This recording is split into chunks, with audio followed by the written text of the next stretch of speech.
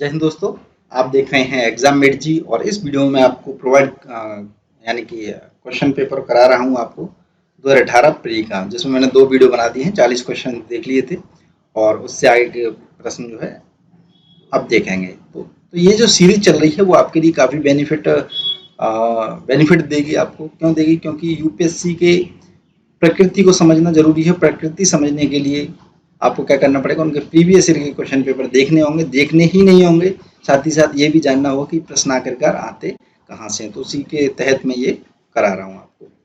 चलिए फिर स्टार्ट करते हैं। देखिए, नेक्स्ट प्रश्न है आपका, निम्नलिखित कथनों पर विचार कीजिए। पहला स्टेटमेंट है, किसी राज्य के राज्यपाल के विरुद्ध उसकी पदावधि के दौरान किसी न्यायालय में कोई दंडिक कार्रवाई संस्तुति नहीं की जाएगी। ठीक है, ये आप सभी लोग पढ़ते हैं बेसिक में। दूसरा स्टेटमेंट है, किसी राज्य के राज्यपाल की परिलब्धियां और भत्ते उसकी पदावधि के दौरान कम नहीं किए जाएंगे। तो दोनों ही स्टेटमेंट इसके सही हैं। राज्यपाल से संबंधित करंट अफेयर्स में चीजें चलती रहती हैं, इस वजह से ये प्रश्न आ गया है। ठीक है, कैसे पढ़ना है उसके बारे में डेली आप वीडियो देख ही रहे हैं। नेक्स्ट प्रश्न है, सुप्रसिद्ध चित्र वाणी ठाणी किस शैली का है? तो ये आपका किशनगढ़ शैली का है। ठीक है, अब ये राजस्थान से आ गया संबंध, है ना, राजस्थान से ये प्रश्न आ गया। तो यदि आप 2008 में 17-18 में जाकर के देखेंगे तो इस शैली से संबंधित जो चीजें होंगी वो आपकी आ गई होंगी किसमें, इसमें करंट अफेयर्स में। इस वजह से ये प्रश्न जो है बन गया। ठीक है, अब ये ऐसा नहीं है कि आप राजस्थान की शैलियों को याद करते रहें। कुछ लोग आरएएस वाले होते हैं, राजस्थान एडमिनिस्ट्रेटिव सर्विस वाले, वो इसे अच्छे से कर सकते थे बिना, क्योंकि वहां पर उनके लिए पढ़नी पड़ती है। तो इसका मतलब ये नहीं कि आप भी पढ़ने लग जाएं। ठीक है, नेक्स्ट प्रश्न है, कभी कभी समाचारों में उल्लेखित terminal high altitude area defence क्या है? ये आखिरकार ये है आपका अमेरिका मिसाइल प्रतिरोधी प्रणाली है। ये करंट अफेयर्स में इस प्रकार की चीजें रहती हैं। मैं प्रोवाइड भी करता हूं आपको इस प्रकार के चीजें, वहीं से जो है प्रश्न बन रहे हैं। ठीक है, नेक्स्ट आपका प्रश्न है, भारत के सांस्कृतिक इतिहास के संदर्भ में निम्नलिखित कथनों पर विचार करना है आपको। त्यागराज की अधिकांश कृतियां भगवान कृष्ण की संस्तुति के भक्ति गीत हैं, त्यागराज की। नेक्स्ट प्रश्न है, त्यागराज ने अनेक नए रागों का सृजन किया है। तीसरा स्टेटमेंट है, अन्नमाचार्य और त्यागराज समकालीन हैं। चौथा स्टेटमेंट है, अन्नमाचार्य कीर्तन भगवान वेंकटेश्वर की स्तुति के भक्ति गीत हैं। तो अब इसमें से सही कौन सा है? बी, दूसरा और चौथा इसमें से सही है। अब आप ये कहेंगे कि भारतीय संस्कृति में हमें ये कैसे पता पड़ेगा कि यहाँ से प्रश्न आएंगे। अब संस्कृति से संबंधित आपको एक तो बेसिक बुक होती है, ठीक है, और एक क्या होता है आपका करंट अफेयर। तो करंट अफेयर्स में ये वाली जो कृतियां हैं वो चली होंगी कहीं पर, है ना, जिसके लिए आपको क्या करना है, योजना, कुरुक्षेत्र, विज्ञान प्रगति, जो डेली न्यूज़पेपर है, वो सारी चीजें देखेंगे तो आपको ये नजर आएगा कि हाँ ये चला है 2017-18 में। इस वजह से उनसे ये प्रश्न पूछ लिया गया। ठीक है, नेक्स्ट प्रश्न है आपका, निम्नलिखित में से किनको विधि के शासन के प्रमुख लक्षणों के रूप में माना जाता है? तो शक्तियों का परिसीमन। ठीक है, शक्तियों का परिसीमन का मतलब यह है शक्तियां कम ज्यादा जो है की जा सकती हैं अपने अनुसार संविधान के अंदर। दूसरा स्टेटमेंट है विधि के समक्ष समता। तीसरा स्टेटमेंट है सरकार के प्रति जन उत्तरदायित्व। चौथा स्टेटमेंट है स्वतंत्रता और नागरिकता अधिकार। अब इस आंसर जो है तीसरे को छोड़ के बाकी सभी आंसर हैं। ठीक है, तो ये कहाँ मिलेंगे आपके? योजना में कहीं पर कोई फैक्ट इस प्रकार का दिया होगा और इस वजह से दे दिया। ठीक है, इस प्रकार के जो प्रश्न बन रहे हैं वो वहीं से बन रहे हैं। निम्नलिखित में से कौन सा एक कथन वैध मुद्रा लीगल टेंडर मनी के अर्थ में सही वर्णित करता है? बी आंसर है इसका, वह मुद्रा जो कोई ऋणदाता अपने दावों के निपटाने में स्वीकार करने के लिए बाध्य होता है, वही होती है लीगल टेंडर मनी, वैध मुद्रा। ठीक है, करंट अफेयर्स में चलती रहती हैं ये चीजें। यदि सरकार द्वारा कोई वस्तु जनता की निःशुल्क उपलब्ध कराई जाती है तो क्या होगा? सी आंसर है इसका, विकल्प लागत को उत्पाद के उपभोक्ता से कर देने वाली जनता को अंतरित कर दिया जाता है। ठीक है, इस प्रकार के प्रश्न के आंसर जो है कहाँ से मिलेंगे, या फिर जो प्रश्न जो बनते कहाँ से हैं, या तो वो ये आपके बजट के अंदर जो योजना के अंदर जो दे दिया जाता है ना बजट, अब ऐसा भी नहीं है कि बजट को आप पूरा पढ़ते रहें, ठीक है। बजट की इतनी इतनी मोटी मोटी बुक आती हैं, अब उनको पूरा पढ़ेंगे, 2 बुक आती हैं, नहीं पढ़ पाएंगे, ना समझ में आएगी, आर्थिक समीक्षा भी समझ में नहीं आएगी। तो वो बजट से रिलेटेड जो है योजना और कुरुक्षेत्र के अंदर आती रहती हैं चीजें हमेशा, वहीं से प्रश्न बनते हैं, ठीक है। वहीं से बनते हैं प्रश्न, लेकिन लोग सोचते हैं कि वहां से चीजें बना दी हैं, कहाँ से, बजट से। ऐसा भी नहीं सोचना, योजना कुरुक्षेत्र पढ़ते रहिए, चीजें मिल जाएंगी आपको। निरपेक्ष तथा प्रति व्यक्ति वास्तविक जीएनपी की वृद्धि आर्थिक विकास की ऊंची दर का संकेतक नहीं है करती है, यदि निर्धनता और बेरोजगारी में वृद्धि हो रही है, ठीक है। भले ही जीएनपी जीडीपी बढ़ती जा रही है और निर्धनता और बेरोजगारी में भी वृद्धि हो रही है, तो इसका मतलब ये है कि वास्तविकता नहीं दर्शाई जाएगी, ठीक है। ये करंट से संबंधित है, करंट में चलती रहती है, बेसिक आप बुक पढ़ेंगे इससे रिलेटेड समझ में आ जाएगा। निम्नलिखित कथनों पर विचार कीजिए।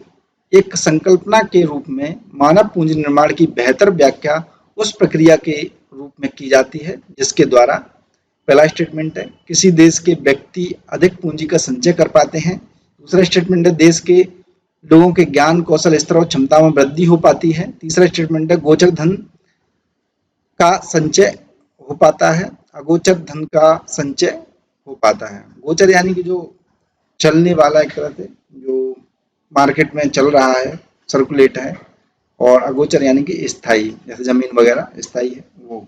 तो इसमें से आंसर है 2 और 4 जो है सही है, 2 और 4, बाकी के गलत हैं। इस प्रकार की संकल्पनाओं से संबंधित चीजें आपको करंट अफेयर्स में देखनी पड़ती हैं और ये योजना कुरुक्षेत्र में आती रहती हैं, ठीक है। उच्च बचत वाली अर्थव्यवस्था होते हुए भी किस कारण पूंजी निर्माण महत्वपूर्ण उत्पादन वृद्धि में परिणामित नहीं हो पाता है? उच्च पूंजी उत्पाद अनुपात में, ठीक है। उच्च पूंजी या फिर उत्पाद जो होता है उसका अनुपात में नहीं हो पाता है। बेसिक चीजें पढ़नी पड़ती हैं अर्थव्यवस्था की, ठीक है।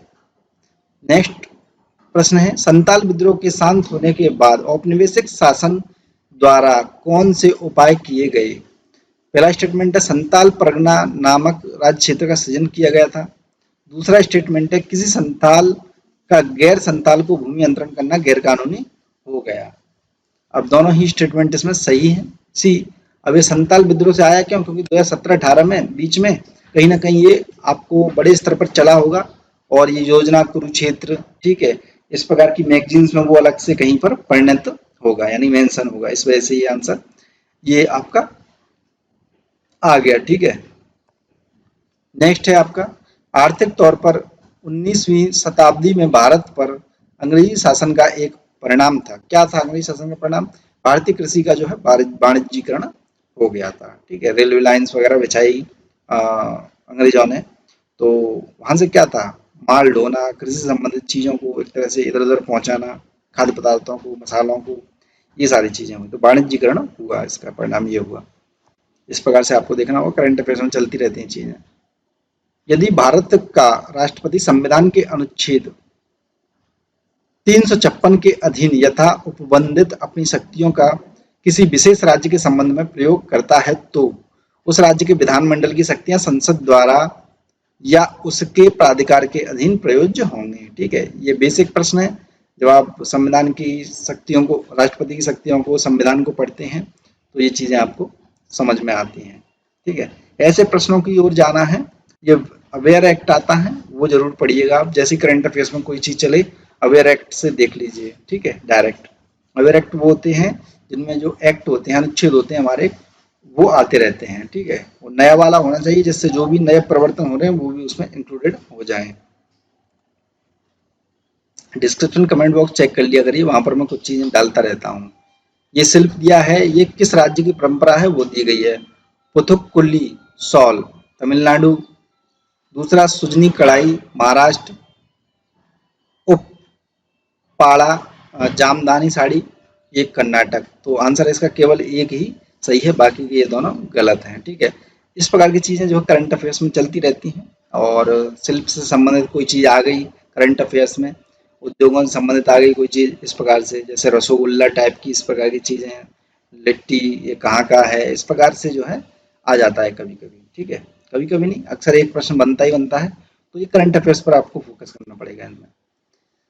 जीपीएस तकनीक का उपयोग निम्नलिखित में से किन क्षेत्रों में हो सकता है? मोबाइल फोन संचालन में, बैंकिंग संचालन में, पावर ग्रिड का नियंत्रण करने में। तो सभी में बिल्कुल होता है जीपीएस का। जीपीएस क्या होता है? एक तरह से किसी भी व्यक्ति को जो है खोजना, किसी भी चीज को जो है खोजना, यानी कि डायरेक्शन को ला के देखना। ठीक है, साधारण शब्दों में बात कर रहा हूँ क्योंकि हमें आम व्यक्ति के लहजे से समझना है, ना कि टेक्निकलिटी को समझते रह जाओगे, नॉर्मल उसमें फंस जाते हैं। ठीक है, निम्नलिखित कथनों पर विचार करना है। भारतीय रिजर्व बैंक भारत सरकार के प्रतिभूतियों का प्रबंधन और प्रयोजन करता है, किंतु किसी राज्य सरकार की प्रतिभूतियों का नहीं। तो ये आंसर जो है वो गलत है। ठीक है, दोनों का ही करता है। भारत सरकार कोष पत्र ट्रेजरी बिल जारी करता है और राज्य सरकारें कोई कोष पत्र यानी ट्रेजरी बिल जारी नहीं करती हैं। तो ये बिल्कुल क्या है? सही है। कोष पत्र ट्रेजरी बिल ऑफर अपने सममूल्य से बट्टे पर जारी किया जाता है। ठीक है, तो ये भी सही है। ये जो है ट्रेजरी बिल से संबंधित 2017-18 में चीजें चली थी, इस वजह से ये ट्रेजरी बिल से पूछ लिया गया। ट्रेजरी बिल होता क्या है ये आप थोड़ा सा देख लीजिए। ठीक है, वरना मुझे पता है बहुत सारे लोगों को पता होगा जो लोग पढ़ रहे हैं उन्हें। निम्नलिखित कथनों पर विचार कीजिए, प्रश्नों की प्रकृति समझने का प्रयास करिए बस। ठीक है, आंसर जरूरी नहीं, आंसर आपको आना चाहिए, इसका आंसर आ जाएंगे आने वाले टाइम के। निम्नलिखित कथनों पर विचार करना है आपको। पृथ्वी का चुंबकीय क्षेत्र हर कुछ 100,000 सालों में उत्क्रमित हुआ है। दूसरा स्टेटमेंट, पृथ्वी पर 400 मिलियन वर्षों से भी अधिक पहले बनी तो ऑक्सीजन कितनी थी? 54% थी और कार्बन डाइऑक्साइड नहीं थी। तो इसका आंसर जो है वो सी है, दूसरा गलत है। कार्बन डाइऑक्साइड तो बिल्कुल थी। ठीक है,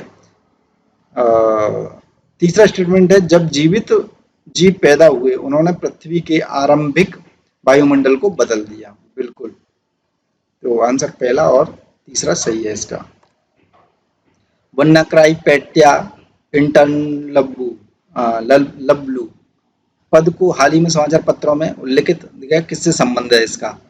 तो ये इस प्रकार के वन्नाक्राई उस समय रहा था।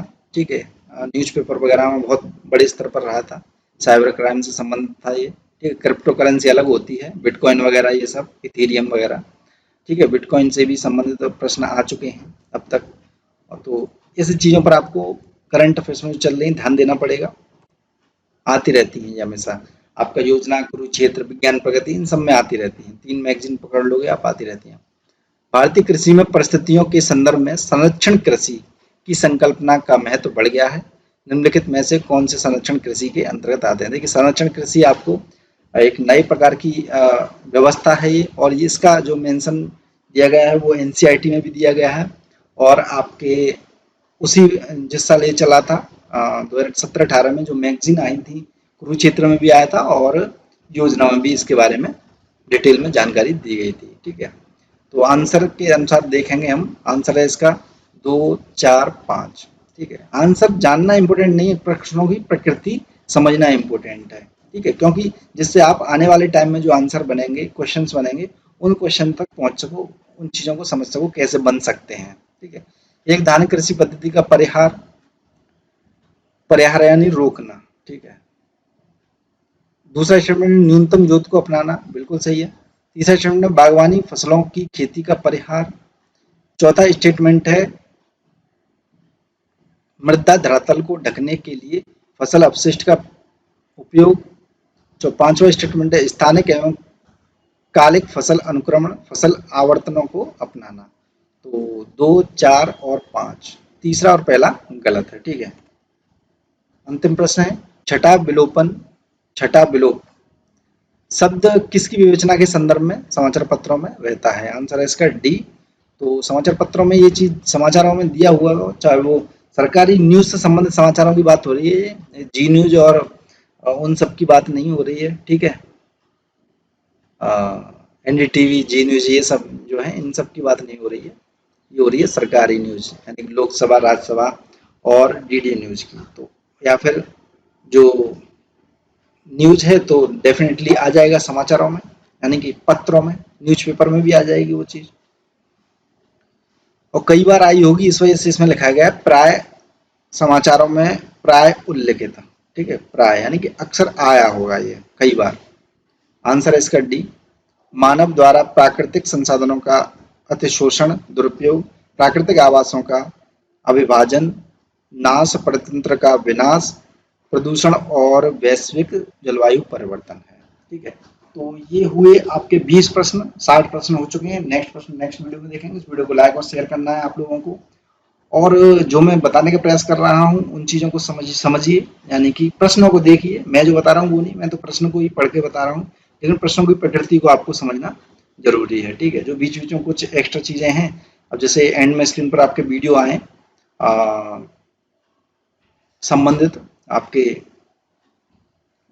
उनको जरूर देख लीजिए। ठीक है, ट्रिक्स वगैरह से संबंधित हैं उनको देख लीजिए, और इस वीडियो को लाइक और शेयर कर दीजिए। नेक्स्ट वीडियो में मिलते हैं। डिस्क्रिप्शन कमेंट बॉक्स चेक कर लीजिएगा। जय हिंद, जय भारत, धन्यवाद।